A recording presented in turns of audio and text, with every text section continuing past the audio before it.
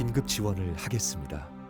서울시민 재난긴급생활비 지원, 자영업 소상공인 5조 900억 금융 지원. 우리의 삶은 다시 움직일 겁니다. 도대체가 말이야, 실적을 올리려면 뭘 올려야겠니? 월급? 이 시원함 그대로 둥지냉면. 냉면은 둥지냉면. 어휴, 한이 딸은 그림 그리는 거 너무 좋아한다. 근데 영어 책에도 그림만 그린다며? 그럼 그림으로 영어를 시작해봐. 유플러스 TV 아이들나라는 그림을 좋아하면 그림으로, 노래를 좋아하면 노래로, 잉글리시 에그부터 옥스퍼드 리딩 트리까지 마음껏 영어 아이가 좋아하는 걸로 시작. 이런 건 U+밖에 없어. 저희 집도 유플 시작. 아이가 있는 집엔 유플러스. 일상을 바꿉니다.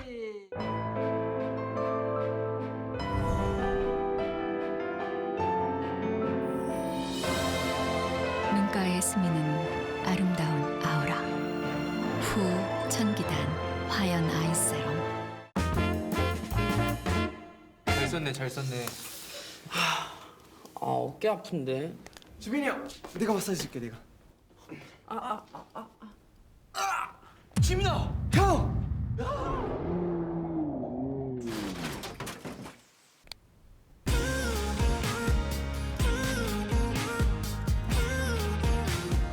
(10년) 더 건강하게 바디 프렌드.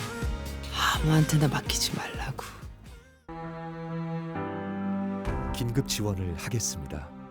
서울시민 재난긴급생활비 지원, 자영업 소상공인 5조 900억 금융 지원. 우리의 삶은 다시 움직일 겁니다. 시청자 여러분 안녕하십니까? 제21대 국회의원 선거가 끝났습니다. 이번 선거에서 민주당은 전체 과반 의석을 훌쩍 뛰어넘는 압승을 거뒀습니다. 미래통합당은 수도권에서 보수 진영 역사상 유례없는 참패를 기록했지만 대구 경북에서 절대적인 지지를 얻었습니다. 선거법 개정 이후 처음으로 치러진 총선이지만 위성정당 여파로 군소정당은 오히려 설 자리를 잃었고 여야 양강 구도가 강화됐습니다. 대구 경북은 지난 20대 총선에서 민주당의 한석, 무소속의 3석을 주며 변화가 보이는 듯 했지만 이번 선거 결과로 다시 보수의 섬으로 남게 됐습니다. 오늘 시사톡톡에서는 4.15 총선 결과를 분석하는 시간 마련했습니다. 먼저 오늘 나와주신 패널 소개하겠습니다. 이소영 대구대학교 국제관계학과 교수 나오셨습니다. 네, 어서 오십시오. 네, 반갑습니다. 김수민 시사평론가 나오셨습니다. 네, 반갑습니다. 다른 여러 분석들이 있었지만 두 분도 그러셨겠지만 잠옷 충격적인 결과라고 생각이 됩니다. 먼저 본격적인 토론에 앞서서 두 분의 관전평이랄까요? 이번 총선에 관한 총평 먼저 간단히 들어보겠습니다. 이 교수님 먼저 해주시죠. 예상을 뛰어넘는 그런 총선 결과가 나왔습니다. 정말 이번 결과로 정치적 지형이 변했다. 우리 87년 민주화 이후에 이렇게 이제 여당이 압승을 거둔 일은 이 정도로 압승을 거둔 일은 없었던 것 같습니다. 코로나19에 대한 정부의 대응 이런 것들이 하나의 이유는 유리하게 작용되는 이유는 될 수 있었겠지만 제가 생각할 때는 이제 근본적으로는 야당에 대한 심판이었다. 그래서 민주당에 이제 그렇게 호의적이지 않은 그리고 민주당의 실망을 조금 하고 있는 유권자들도 차마 야당은 못 찍겠다라는 그런 표가 또 여당에 이렇게 모이면서 거대 여당이 형성되지 않았나. 정말 예상을 뛰어넘는 그런 선거라고 하겠습니다. 흔히 하는 말처럼 여당이 이긴 게 아니고 야당이 진 거라고 생각하시는군요. 네, 저는 그렇게 김수민 생각합니다. 선생님 어떻게 생각하십니까? 네, 이번 선거는 예전 선거를 좀 돌아보면 일단 2018년 지방선거에 물을 조금 탄 그때도 민주당의 압승이었죠. 민주당 지지율도 정당 지지율도 50%를 넘게 나오는 초유의 선거였는데 그 선거하고 크게 다를 게 없었다라고 하는 거고 2008년 정도의 이명박 정권 초기에 있었던 선거에 뒤집어진 미러링 선거였다. 그때의 한나라당 압도를 기억한다면 그 자리에 민주당이 들어갔다 이렇게 보실 수 있겠습니다. 이 원인은 저는 사회적으로 좀 분석할 필요가 있는데 좀 이렇게 요약을 하고 싶어요. 부장님은 민주당. 네, 그러니까 민주당 핵심 지지층이 이제 사회 중견 세대가 되었고 중산층이 되었고 또 50대, 60대 초반까지로 펼쳐져 있는 것이 사회 주류가 바뀌었다라고 하는 것이 이제 정치적으로도 드러났다라고 보여지고요. 그리고 이제 2017년에 박근혜 전 대통령 탄핵 이후에 처음 있는 국회의원 선거였습니다. 그러다 보니까 아직 그때의 청산과 심판이 끝나지 않았다. 네. 이번에 마저 2020년 총선까지 해야 끝나는 것이다라고 하는 유권자들의 거대한 합의가 있었고 마침 미래통합당 쪽에서도 어떤 지금까지 해왔던 행보들이 중도층이나 부동층, 무당층을 설득할 수 있는, 끌어들일 수 있는 정권 견제라는 그 슬로건 하에 모이게 할 수 있는 그런 행동을 하지 못했다라는 게 끝까지 드러난 것이 아닌가 싶습니다. 네, 일종의 어떻게 보면 탄핵을 거치면서 어떻게 보면 지금 이전의 정권에 대해서 비판하고 심판하려고 했던 에너지들이 사실은 소진이 안 되고 조금씩 빠지고 있었지만 대선으로도 지선으로도 빠지지 못한 에너지가 두고 보자고 했다가 이번에 다 빠진 거다 이렇게 생각하시는 거죠? 그렇다고 볼 수 있죠. 2018년 지방선거에서 한번 국민들이 당시 자유한국당을 때렸어요. 네. 근데 분이 아직 풀리지 않은 겁니다. 그 정도로는 안 된다. 동정표도 모으지 못했던 것이고. 분이 풀리지 않았다라는 말은 조금 이제 그걸 조금 풀어서 얘기를 하자면 사실 그 2017년 탄핵 이후에 그 탄핵의 책임을 오롯이 대통령하고 그 청와대만 졌었거든요. 근데 실제로 탄핵의 책임이 있는 사람이 국회에는 그대로 남아 있었습니다. 근데 그 사람들이 전혀 탄핵의 책임을 통감하고 뭔가 새로이 변하는 모습을 전혀 보이지 못하고 그 과정에서 국회에서 뭐 제대로 국회가 돌아가지 않게 하는 그 주역이 되고 그리고 또 막말을 계속하고 국민의 정서와 전혀 교감하지 못하는 그런 상황이었죠. 그래서 사실 이번 선거 결과를 보면 친박 후보들 거의 이 친박 관련된 후보들이 거의 대부분 탈락을 하고 그리고 막말러라고 우리가 흔히 말하는 막말하는 그런 후보들이 대부분 탈락을 한 것을 볼 수가 있습니다. 예. 전혀 정권 심판론이라는 말 자체가 먹힐 여지가 없었다고 보는 건가요? 저는 전혀 정권 심판론은 잘못된 전략이었다라고 생각을 하거든요. 정권 심판론을 들고 나온 계기는 사실은 뭐 작년에 조국 장관 사태라든지 그리고 또 뭐 경제 침체론 같은 걸 가지고 정권 심판론을 들고 나왔는데 실제 선거는 사실은 정권 심판론이 아니라 야당 심판론하고 정권 안정론이 결합되면서 더 시너지 효과를 일으켰다 그렇게 보고 있습니다. 뭐 그거는 아무래도 중간에 이제 코로나 사태 같은 것도 있었겠지만 금방 말씀하신 것처럼 야당 자체가 전혀 변화의 그 어떤 모습을 보여주지 않고 있다 보니까 정권을 심판을 니네가 한다고 이렇게 되는 거죠. 다른 사람이 하면 몰라도 너희가 정권을 심판하겠냐라고 이제 묻게 되는 겁니다. 그래서 정권 심판론이 전혀 먹히지 않는 채로 그걸 언제 알게 됐느냐. 야당은 사전투표가 끝나고 나서야 알게 된 거죠. 예, 사전투표 때 굉장히 사전투표율이 높아지는 걸 보고 이제 바로 전략을 바꿉니다. 이제는 견제론. 거대 여당 견제론, 정부 견제론으로 바꿔 들어가는 거죠. 그러나 이미 그때는 뭐 많이 늦었고, 정권 심판론은 거의 안 먹히지 않았나. 정권 심판론이 먹힌 건 뭐 우리가 알다시피 지역적으로 영남 지역 정도에 국한되지 않았나라고 생각을 합니다. 실질적으로 조국 전 장관 문제가 터졌을 때 그리고 그 전에 경제 문제로 사실 분위기가 굉장히 어떻게 보면 지금 야당한테 굉장히 좋은 국면이 조성돼 있다는 거는 뭐 두 분 다 동의하시는 것 같은데 그래서 살짝 방심한 거 아닐까요? 다 사람들이 이전 일은 이제 다 뭐 야단 맞은 만큼 맞았고 이제는 그 두 개 정도의 어떤 좋은 호재가 있으니 우리가 이번에 선거하면 뭐 낙승까지는 아니라도 과반은 정말 할 수 있겠다고 진심으로 믿었던 것 같은데요. 과반을 설령 이제 미래통합당이 진짜로 믿었을까요? 그거는 좀 의구심이 있어요. 그래서 본인들이 2당이 될 거라는 건 알고 있었을 겁니다. 하지만 그래도 패스트트랙 저지선인 120석 이상은 줄 거다. 왜냐하면 정치라는 게 계속해서 과거의 구도로 복원되는 이런 흐름들을 이제 연거푸 겪어왔거든요. 그렇다면 우리는 일어날 수밖에 없다라고 미래통합당은 생각을 해왔던 것 같아요. 그래서 양당 체제 강화 여기까지만 생각을 했는데 설사에 그렇게 일방적으로 몰아줄 것은 이제 예측을 잘 못했던 것 같고 그리고 사실 외연을 확장할 수 있는 기회가 제1야당한테는 옵니다. 정권에 대한 반사이득이 다 오는 거니까. 근데 그간의 행동들을 보면은 지지층에 국한된 그런 플레이들을 계속해 왔어요. 장외투쟁이라든지 이런 부분들이 있고, 그래서 조국 사태 때 이제 대통령 지지율도 하락하고 이런 국면 가운데서도 통합당 지지율은 오르지 않았던 네. 것이죠. 그런 것들을 포함해서 본다면 이제 지지층 중에서도 극성 지지층에게 발목을 잡혀서 지금까지 왔던 것이 굉장히 크게 작용을 했고, 네. 저는 무엇보다도 황교안 대표를 당의 대표자로 세운 것이 네.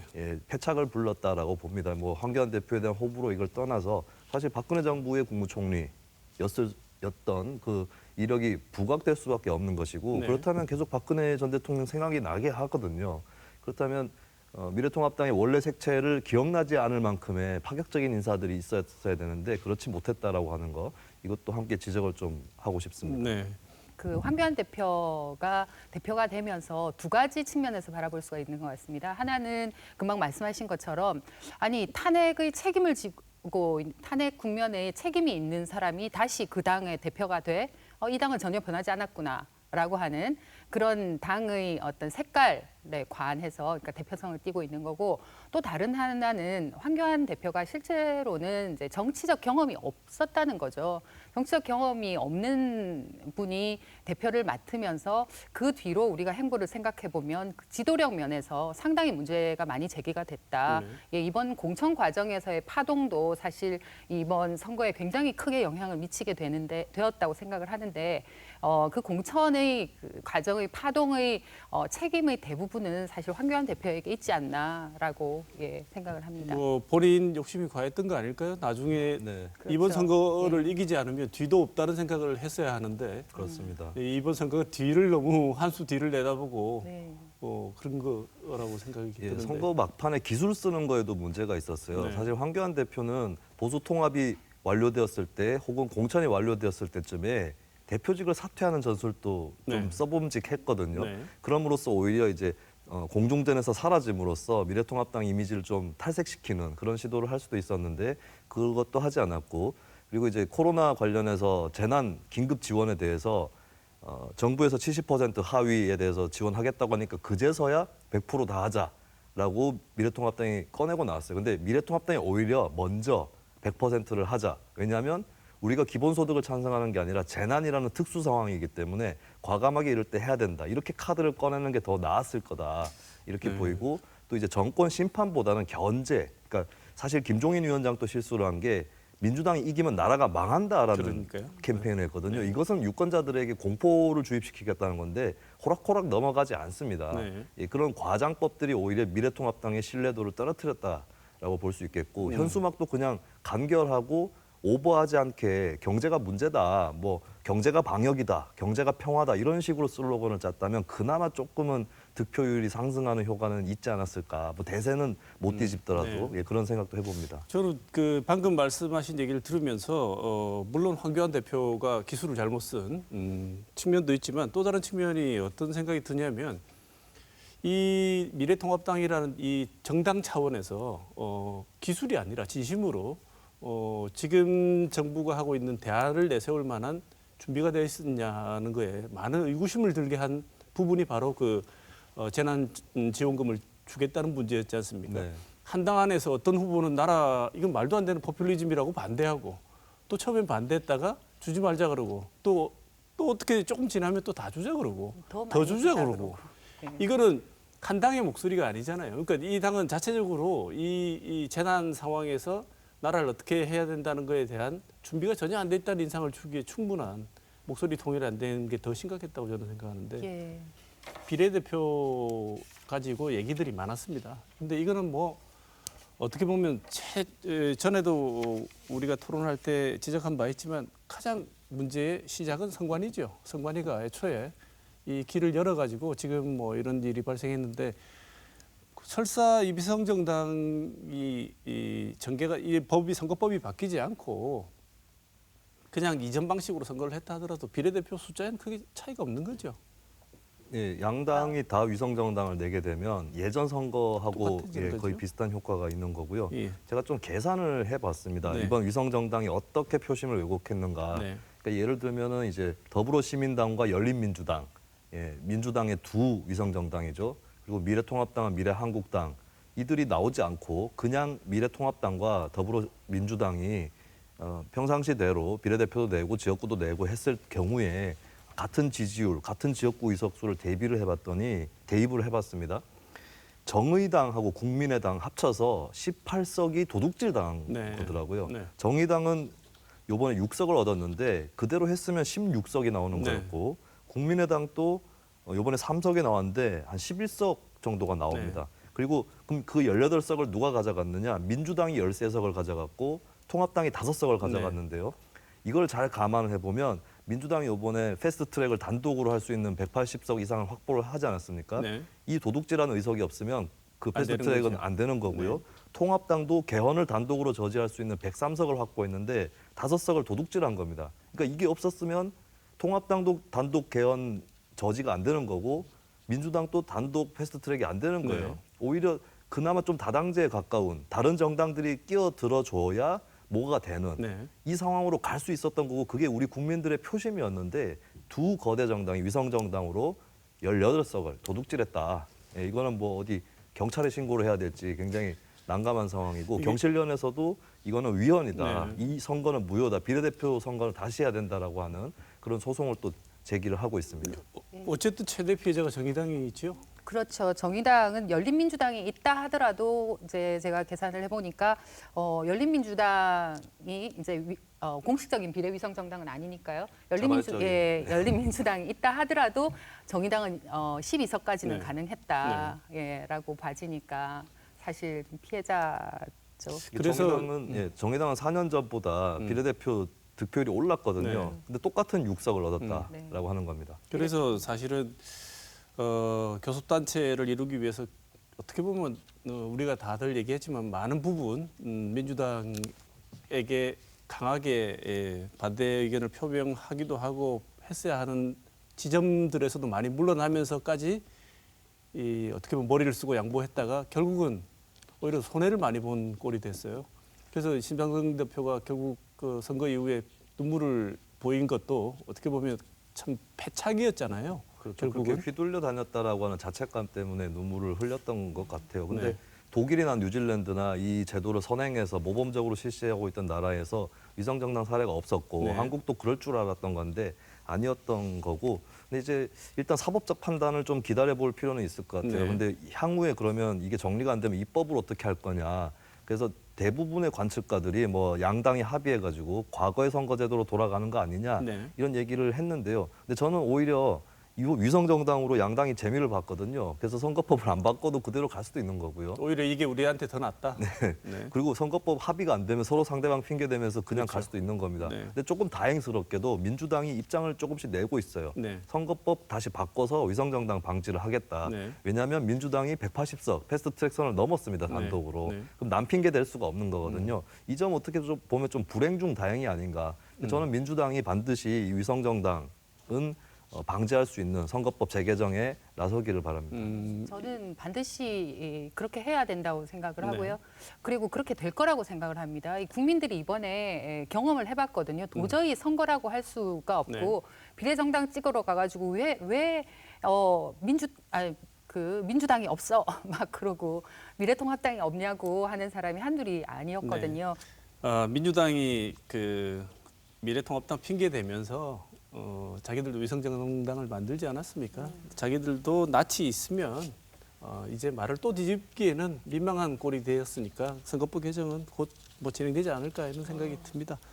안 그러면 이낙연 전 총리 당선되고 난 뒤에 했던 말 거짓말인 거잖아요. 오만하지 않겠다 그랬는데 그 즉시 시작하는 오만이지 않습니까? 네, 이거는 이 정도로 정리하고요. 이제 우리 지역 얘기 좀 해봐야 할 것 같습니다. 제가 모두에는 보수의 섬으로 또다시 돌아갔다고 했는데 결과적으로 보면 그렇습니다. 결과적으로 보면 당선자가 없기 때문에 결과적으로는 보수의 섬으로 다시 돌아간 것처럼 보이고 지도상 보면 참 섬처럼 돼 있습니다. 특히나 뭐 PK 같은 경우에 부산 경남은 그래도 몇 석이라도 있지만 대구 경북은 전석을 다 실질적으로 미래통합당이 다 가져갔는데요. 어떻게 보십니까 일단? 실제로 이제 우리나라 지도를 놓고 보면 오른쪽은 파란색이 다 있고 왼쪽 아니 반대죠. 오른쪽은 빨간색이 다 있고 예, 왼쪽은 파란색이 있는 그런 이제 지도를 볼 수가 있는데요.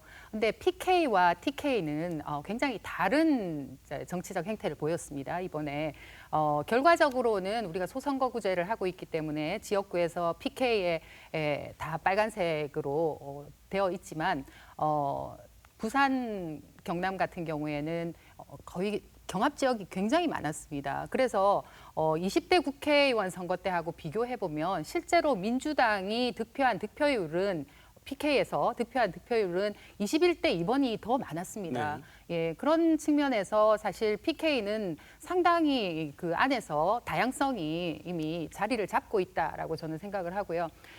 그런데 이제 TK 같은 경우에는 예상보다도 훨씬 더 그 미래통합당에 대한 지지가 높았다. 네. 예, 그래서 이 TK에서 이렇게 미래통합당에 대한 지지가 강하게 나타난 거는 사실은 섬처럼 나타났다라고 우리가 표현을 할 수 있을 정도로 아주 특이하게 나타났는데요. 여기에 대한 뭐 그 분석이 PK에 대한 분석과 달라야 된다. 그래도 우리가 지지율을 보면요, 상당히 많은 후보들이 30% 이상 득표를 했지 않습니까? 그래서 저는 결과적으로 대구 경북이 이 섬처럼 보이지만 실질적인 내용면에 있어서는 일각에서 그렇게 걱정하는 것처럼 뭐 지역 구도가 강화됐다고 하는 게 쉽사리 동의가 잘 안 되는데 김순빈 선생님 어떻게 생각하십니까? 그 섬이긴 섬인데 썰물 때는 이렇게 바닥이 드러나서 이어져 있는 정도는 되는 것 같아요. 왜냐하면 좀 상세히 살펴봐야 됩니다. 그 대구 경북 지역의 미래통합당 정당 지지율을 보니까 56%였어요. 네. 비례대표에서 56% 지지를 얻는 정당이 96%의 의석을 가져간 겁니다. 네. 엄청나게 표심이 왜곡된 거고 여기에 대한 좀 과대평가를 하면 안 된다라고 네. 일단 지적을 하고 싶고요. 민주당도 스스로 잘못한 것이 그 권역별 석패율제를 선거법 개정 과정에서 없앴어요. 네. 그게 있었다면 네. 민주당도 뭐 국회의원 몇 명은 더 들어갈 수 있었습니다. 네. 지역구에서 1등이 없더라도 석패율제를 통해서 그런 것들을 봤을 때 선거 제도의 문제가 일단 굉장히 짙게 깔려 있다라는 거를 네. 명백하게 내세울 수밖에 없는 것이고 그리고 이제 호남도 마찬가지고 TK도 마찬가지고 지역구도가 부활하는 그런 모습을 보이고 있는데 이거는 좀 역사적으로 이해를 좀 할 필요가 있다고 저는 네. 생각을 하거든요. 호남에 몰표가 없었다면 한국 민주주의의 중대한 역사였던 정권 교체가 1997년에 있을 수 있었을까? 이 부분이 있는 것이고 이번에도 미래통합당 심판을 위해서 한쪽으로 몰아주는 그런 또 일종의 전략적 투표를 호남이 했다면 영남 역시도 이제 민주당이 너무 일방적으로 갈 것 같으니까 우리 지역에서 일단 거꾸로 끌어당겨 보자. 네. 이 전략이 또 다시 한번 나온 그렇죠. 거거든요. 마지막에 더 그렇죠. 이게 97년에 정권 교체가 될 때 하필 IMF가 같이 있었는데 영남 지역의 선택이 새로운 정권에 줄을 대는 선택이 아니라 거꾸로 쪽에 힘을 실어줘 가지고 정권을 좀 조련해 보겠다라고 하는 그런 선택이었습니다. 이거를 옳다 그르다는 얘기할 수 있겠지만 인간적으로 그럴 수 있는 거고 이 부분 쉽게 깨어지지 않는 측면들이 있는 거거든요. 네. 그렇다면 이제 뭐 영남 지역 사람들이 이상해 혹은 호남 지역 사람들이 이상해 이렇게 얘기할 일은 전혀 아니라고 보고 어떤 언론에서는 지역주의가 망국이다 이런 얘기를 하는데 저는 그렇게 쉽게 진단하는 그 언론이 망국적 보도를 하고 있다라고 네. 판단합니다. 그래서 그 지역 내의 속살들을 좀 상세하게 살펴보는 것이 언론의 그리고 지식인의 도리일 것 같고요. 그리고 국민 여러분들도 이 내부를 자세히 보시면 한쪽으로 다 넘어가 있는 그런 지역이 아니다라는 것을 좀 명심을 해주셨으면 좋겠습니다. 저는 조금 다르게 생각을 네. 하는데요. 네. 이번 국회의원 선거 결과에서 볼 수 있듯이 한국 사회 전체가 사실은 야당 심판이라고 하는데 굉장히 동의를 한 측면이 컸습니다. 네. 예, 그래서 사실 진보 집단이나 중도 집단은 여당에 대한 지지율이 높아질 수밖에 없었어요. 그래서 우리 지역도 같이 높아진 거죠. 야당이나 여당에 대한 지지. 근데 2018년 그 지방선거 때를 상기를 해보면요. 2018년 지방선거 때는 상당히 우리 지역에 어떤 이제는 좀 다원적인 정치가 가능하겠구나 하는 그런 가능성을 봤던 때였거든요. 네. 그런데 그게 이제 다시 확 한쪽으로 쏠림 현상을 보였다라고 하는 게 이제 대표적으로 우리 지역에 이제 제일 관심 지역이었던 김부겸 그 주호영 후보 대결했던 수성갑 지역을 보면 누구도 그렇게까지 차이가 날 거라고 생각을 하지 않았어요. 네. 그죠? 수성갑에서.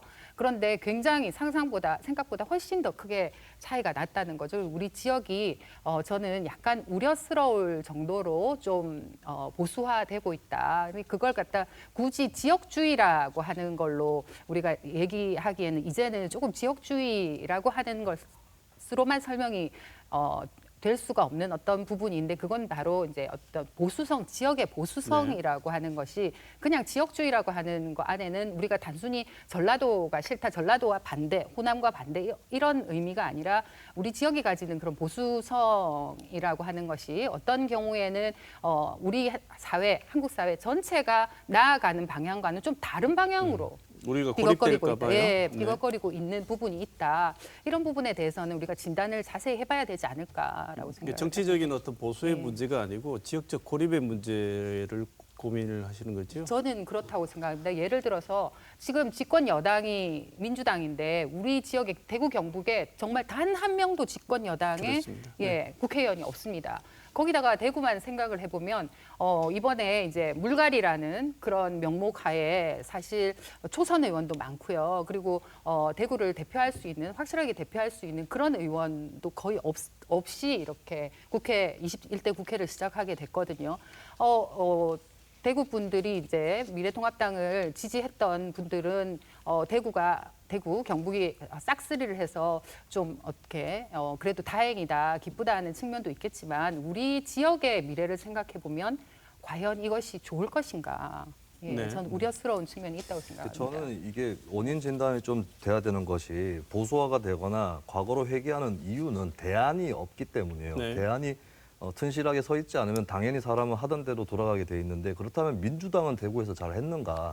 이것을 2016년, 2018년 선거에서 두 차례 대구 시민들이 조금 더 과거보다 지지를 올려줬는데 거기에 상응하는 그것을 보여줬는지에 대해서 굉장히 의문입니다. 네. 그러니까 김부겸 의원하고 몇 명 빼고는 잘 보이지도 않고 2018년 지방선거에서 승리했던 몇몇 지방의원들, 민주당 소속 의원들은 사고를 치고 다녔어요. 이렇다면 이제 대안으로서 승인하기 대단히 어려운 것이고, 그리고 저는 김부겸 의원도 결정적으로 지게 된 계기는 작년에 있었던 조국 사태였다고 봅니다. 네. 그러니까 대구 시민들이 김부겸 의원을 어떤 민주당의 일원이고 그냥 대통령 밑에 있는 사람으로만 본 게 아니라 이를테면 박근혜 정권 때 유승민 의원과 같이 여권 인사지만 내부에서 쓴소리를 하는 그런 사람으로서 좀 기대를 가졌는데, 사실 김부겸 의원 개인적으로는 조 전 장관 임명에 대해서 반대도 했고 청와대나 여당 지도부로 하지 말자, 이 인사는 철회하자라는 뜻을 전달했지만 대놓고 얘기를 하지 않은 것도 네. 패착이었다고 봐요. 오히려 대놓고 얘기를 했다면 사실 조국 장관을 비판하는 사람들 중에서도 민주당 지지자가 또 있기 때문에 민주당 지지층도 묶어놓으면서 대구 시민들 보기에도 할 말을 하는 사람이구나, 전국의 균형을 잡는 결정적인 인물이 김부겸이구나, 네. 이게 각인이 됐을 겁니다. 근데 그 이후로 좀 퇴색이 되면서 민주당을 지지하지 않는 주민들은 찍어주기가 어려운 그 상태가 되면서 의외로 이제 큰 표차로 김부겸 후보가 떨어지지 않았는가, 네. 그런 아쉬움이 좀 듭니다. 네. 저는 또 이 대구 경북이 이왕에 이렇게 미래통합당을 다 밀어줬지 않습니까? 그렇다면 이 미래통합당, 대구 경북을 기반으로 하는 미래통합당 의원들이 사실 지금까지의 예를 본다면 아무래도 마음이 편하죠. 네. 여기에 지역구 활동을 열심히 하지 않아도 사실 중앙 활동만 열심히 하면 공천만 받으면 되니까 공천에 집중하는 그런 의정 활동을 해왔는데, 그런 모습을 벗어나서 이 지역이 지금 어떻게 보면 정치적으로 봐서 어떤 뭐 보수의 섬이라고까지 불릴 정도로 우리가 고립을 얘기를 하고 있는데요. 실질적으로 고립이 될지 안 될지는 모르겠지만 그런 어떤 심정적인 그 느낌이 없는 건 아니니까 이 지역에 진짜로 봉사하는 국회의원이 돼야 된다. 예, 그래서 실질적으로 예산도, 지역에 필요한 예산도 확보하기 위해서 노력하고, 그리고 지역을 위한 여러 가지 정책도 만들어내고, 그런 그다음에 이제 지방 정부와 같이 시너지 효과가 일어나는 어떤 그런 정책도 만들어내고, 그러는 가운데서 지역이 좀 더 변화를 할 수가 있다. 그리고 그런 가운데서 저는 국회의원들 스스로가 변혁을 할 수 있다, 혁신을 할 수 있다라고 생각을 합니다. 그래서 과거에 지금까지 대구 경북의 국회의원들은 상대적으로 중앙 국회에서 공천 중심의 활동을 했다면 이제는 바뀌어야 된다라고 네, 생각을 합니다. 제가 미래통합당 오만해지지 말라고 네. 남양 특집 시나리오를 하나 준비를 네. 해왔습니다. 네. 2022년에 대통령 선거가 있잖아요. 네. 이번 총선을 보면 알겠지만 그때도 민주당이 승리할 가능성이 대단히 높아요. 네. 근데 그 대선이 끝나고 나면 바로 몇 달 뒤에 지방선거가 있습니다. 네. 그 시점에는 여당한테 유리한 지방선거가 될 것이고 네. 저는 그렇게 되면은 지난 지방선거 때 구미시장 민주당 소속이 탄생하지 않았습니까? 몇 군데 더 대구의 몇 군데 구청장이라든지 그렇게 될 가능성이 굉장히 농후하다. 미래통합당이 활동을 잘못하게 되면 그 폭은 더 늘어날 것이고 네. 미래통합당 그 지역 조직이 근간이 파괴될 수 있다. 그래서 결코 오만해지지 말라는 그런 말씀을 좀 드리고 싶습니다. 네. 서울에서 활동하던 TK들이 다시 선거 때 와서 당선되는 유턴 TK들이 이렇게 얘기를 하지 않습니까? 많이 내려왔는데 전혀 다른 차원의 유턴 TK 홍준표 의원이 전 대표가 당선이 됐습니다. 유턴 TK니까 제가 찔리는데요. 네, 서울에서 활동하다가 고향이라고 대구 경북에 네. 와서 당선이 됐는데 많이 서름을 당하셨지 않습니까? 이 공천 과정에서. 그래서 그런지 최근에 이제 당선되고 난 뒤에 그 홍 전 대표가 인터뷰하는 걸 보면 아직도 그 분이 완전히 삭히지 않고 이렇게 부글부글하는 느낌을 저는 개인적으로 받았습니다. 이 홍준표 의원이 사실은 여기서 성장을 했지만 대구 경북 지역하고는 어떻게 보면 뭐 큰 연관이 없는 활동을 하셨는데 홍준표 의원의 대구의 뭐 활동이라든지 앞으로 행보 이게 짧게 한번 짚어보면 어떻게 될까요? 저는 홍준표 대표가 전 대표가 이번에 대구에서 당선은 됐지만 대구의 대표라고 보긴 힘들다라고 생각을 합니다. 홍준표 대표가 이제 대구를 온 이유는 사실 대구에 오고 싶지 않았지만 고향에서 공천을 못 받으면서 한 지역을 좀 당선될 만한 지역을 물색하다가 여기에 오신 거고, 그렇게 당선될 만한 지역을 물색한 이유는 향후 이제 대통령 선거에서 자신의 입지를 굳히기 위한 그런 이제 한 발판이었기 때문에 사실 홍준표 대표가 대구의 어떤 얼굴이다, 대구를 대표해서 무언가를 해줄 것이다라고 하는 기대는 조금 성급한 게 아닌가. 네.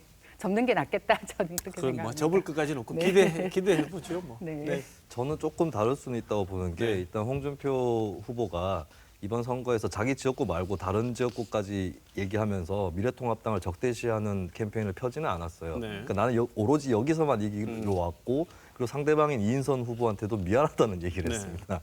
그런 것들이 대단히 흥미로웠는데 그리고 이번에 대구 경북 총선 결과로 미래통합당 쪽에 좀 초선 재산들이 제법 많은 편이거든요. 그렇다면 지역에 뚜렷한 리더가 또 없는 상황인데 주호영 의원 같은 경우는 사실 이제 뭐 대권 주자라기보다는 뭐 국회의장이라든지 뭐 당 대표도 노려볼 수도 있겠죠. 그 정도로 받아들여진다면 만약에 홍준표 전 대표가 대구 경북 의원들을 좀 규합하고 조직화하는 데 성공한다면은 지역 대표처럼 될 수는 있겠다라는 생각이 듭니다. 통합당이 사실 어떻게 변할까 굉장히 궁금합니다.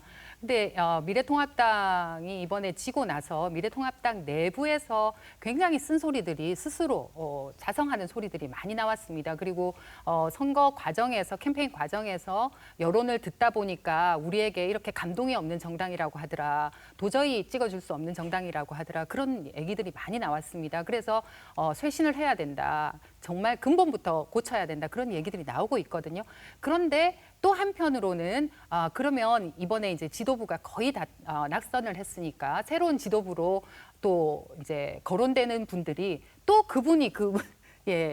그분들입니다. 그래서 이 미래통합당이 과연 어느 정도로 쇄신을 할 것인가, 어느 정도로 변할 것인가. 그래서 미래통합당이 정말 지도부부터 그리고 자신들의 이제 그 지도자라고 할 수 있는 그런 대선 주자까지 확 변화시키는 그런 모습을 보이게 되면 홍준표 의원은 좀 힘들지 않을까. 그러나 지금 나오고 있는 얘기들을 들어보면 또 여전히 홍준표 이제 전 대표가 미래통합당에 들어가서 어느 정도 역할을 하게 되지 않을까라는 그런 생각이 듭니다.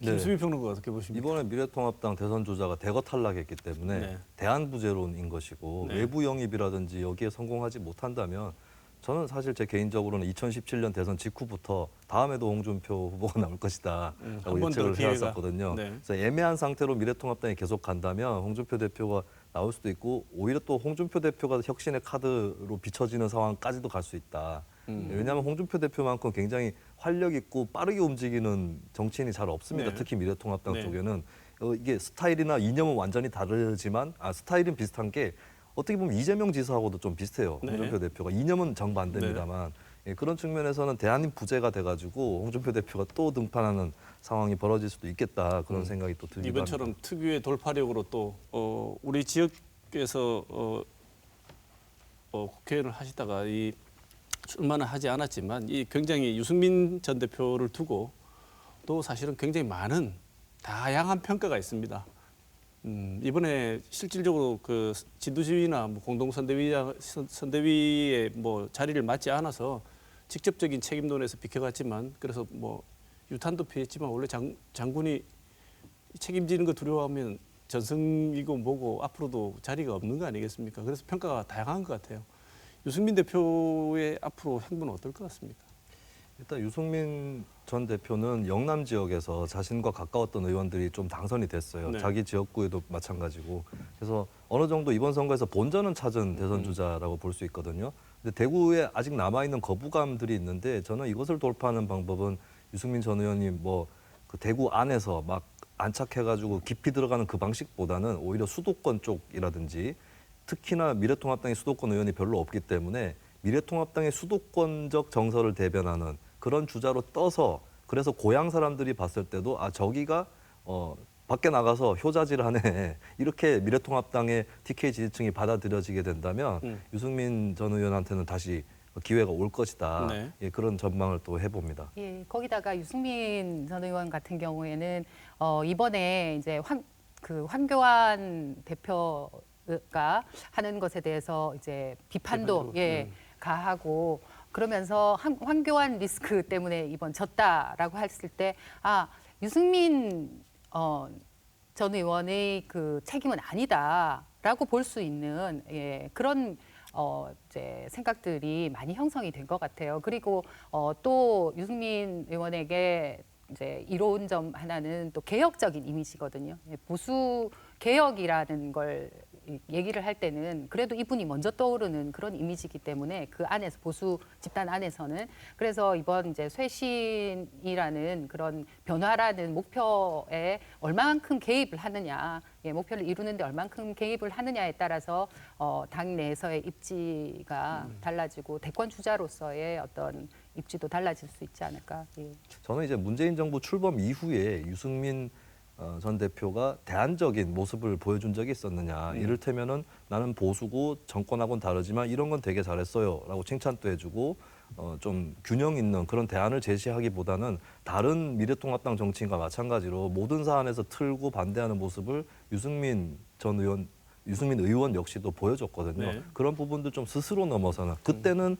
보수 경쟁 때문에 어쩔 수 없이 그랬다 치더라도 이제는 그걸 넘어서는 모습을 유승민 전 대표가 보여줘야 될 겁니다. 조금 더 사이즈가 큰 정치인으로 이 모습을 보여야 된다. 저는 그게 이제 가능하다고 보는 것이 지금까지 미래통합당을 지지하고 있던 콘크리트 지지층은 굉장히 강성 우파적인 지지층이었거든요. 근데 이제는 그걸로 안 된다는 걸 미래통합당이 알았다는 거죠. 그래서 미래통합당이 초점을 맞출 지지층이 변화한다. 지지 타겟이 하고 있다라고 제가 생각을 하고요. 그런 이제 가운데에서는 뭐 지금 이미 지도부가 거의 이제 다 낙선한 그런 상황에서 원외지만 그래도 유승민 의원이 어떤 역할을 할 수 있지는 않을까 생각을 합니다. 자, 끝으로 그 낙선을 했지만 김부겸 의원은 민주당 내에서 입지라든지 앞으로 대선 가도에서 어떤 상황이 펼쳐질 거라고 예상하십니까? 저는 대단히 어렵다고 본 게 이미 김부겸 의원은 어려웠던 게 이번에 떨어진 이유 중에 하나가 대선 주자로서 대구 시민들한테 인정을 못 받았던 측면도 있을 거예요. 이게 묘한 것이 김부겸 의원 하면 조금 뭐랄까요 중도적이고 포용적인 이미지가 있는데 이게 예전에는 안희정 전 지사하고 겹쳤고요. 네. 그다음에 이낙연 총리하고 또 겹쳐버렸고요. 그리고 대구 경북 출신이라는 어떤 메리트는 또 이재명 지사라든지 이쪽하고 다 겹쳐요. 그러니까 쇼트트랙 선수가 이렇게 치고 나가려고 하니까 이쪽에서 막히고 이쪽으로 치고 나가려니까 이쪽에서 막히고 이게 이제 예. 김부겸이 이제 뭐 거의 마지막 코너에서 꼴찌로 돌고 있는 그런 상태에서 낙선을 해버린 거라서 굉장히 좀 객관적으로 어렵지 않을까. 그래서 저는 이제 대통령이라든가 이런 것들을 이제 일단 김부겸 의원은 머리에서 다 지우고 새롭게 정치를 시작하는 마음으로 가야 될 것 같아요. 그리고 이제 이런 얘기를 선거 끝나자마자 하는 것은 좀 어떻게 보면 연박하네요. 이 얘기 말고도 하는 얘기가 이제 뭐랄까 앞서 나가는 측면은 있지만 또 지방선거가 있거든요. 네. 솔직히 이제 객관적으로 뭐 이런 얘기를 김부겸 의원은 듣기 싫어할 수 있겠지만 2022년 지방선거 대구시장 선거에 등판하게 될 가능성이 대단히 높지 네. 않을까 네. 그렇게 보입니다. 네. 이게 주민들이 버리지는 않을 것이다라고 네. 봐요. 네, 뭐 다른 대선 잠룡들 다 짚어볼 필요는 없고요. 그냥 우리 지역에서 관심을 가진 분들 짚어봤습니다. 누가 뭐라 그래도 제일 망한 사람은 황교안 전 대표고 제일 이득 본 사람은 이낙연 전 총리고. 맞습니다. 네. 네, 뭐 더 그거는 여러 군데서 얘기를 했기 때문에 더 얘기를 안 하겠습니다. 자, 그러면 이제 시간이 우리 21대 국회를 전망을 한번 해보는 시간이 된 것 같습니다. 사실은 대승을 해가지고 오늘 뭐 그제 어제 그다음 바로 직후 전부 다 항상 얘기를 하지만 자기들도 두려운 것 같아요. 이렇게 얘기할 줄은 몰라서. 원래 사람이 갑자기 과하게 닥치면 두렵지 않습니까? 이 정도로 큰 차로 이기고 난 뒤에 스스로들도 그 얘기를 언급을 했다고 합니다만 바로 데자뷰처럼 바로 펼쳐진 게 여루당 때, 열린우리당 때 크게 이기고 얼마 지나지 않아서 당내 분란부터 시작해서 정말 난리도 아니었지 않습니까? 그래서 바로 여루당 때 그 기억을 되살리고 오만하면 안 된다고 자꾸 얘기를 하는 것 같습니다. 180석이면 뭐 여러 보도에서도 봤듯이 안 되는 게 없고 개헌 말고는 다 된다고 하는데 일단 21대 국회 전망을 먼저 짧게 한번 해주시면 어떨까요? 이 교수님. 네. 사실 이제 20대 국회에서 너무 극한 대립을 해서 국회가 있었나라고 하는 그런 비판을 받으면서 21대 국회의원 선거를 치렀는데요. 그 가운데서 이제 실제로 국민들은 그 국회가 제대로 돌아가지 않은 것의 책임이 미래통합당에 있다고 생각하고 미래통합당을 이제 이번에 심판을 했다고 생각을 합니다.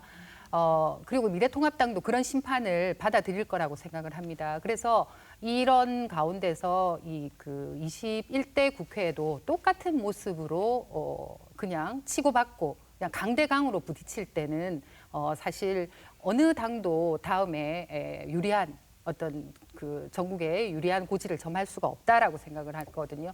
그런데 우리가 이제 우리 87년 이후 민주화 이후에 돌아볼 때 금방 열린우리당 때 이야기를 하셨지만 여당이 이렇게 절대적으로 다수였던 때가 언제냐면 18대 국회 때입니다. 이명박 대통령 당시. 그때는 여당이 뭐 150석 조금 넘게 있었지만 뭐 친박, 선진당 하고 다 합쳐가지고 거의 뭐 180석 정도 되는 180석이 넘는 190석 정도 되는 그런 이제 세를 확보를 하고 있었는데요. 그때 정말 마음대로였습니다. 너무 엉망진창으로 국회가 굴러가고 아무런 반대의 목소리가 전혀 먹히지 않았던 야당은 밖에 나가서 머리 깎고 단식하고 그 방법밖에 없었거든요. 그래서 강대강으로 치다르면서 그 당시에 국회에서 체류탄도 터지고 뭐 쇠망치도 날아가고 그러면서 선진법이 만들어진 거잖아요. 국회 선진법이.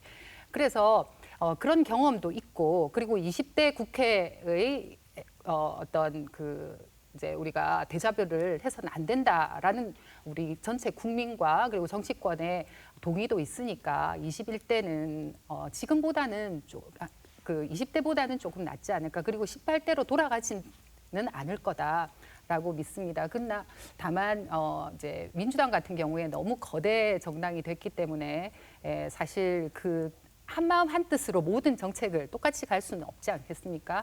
그런데 이제 거기 안에서 계파 간의 갈등으로 막 부딪히면서 막 분산되느냐, 아니면 계파가 있다 하더라도 그것들이 이제 좀 발전적인 경쟁 구도를 통해서 정책적 경쟁을 하느냐에 따라서 예, 전혀 다른 모습을 보이게 될 것이다, 라고 생각을 합니다.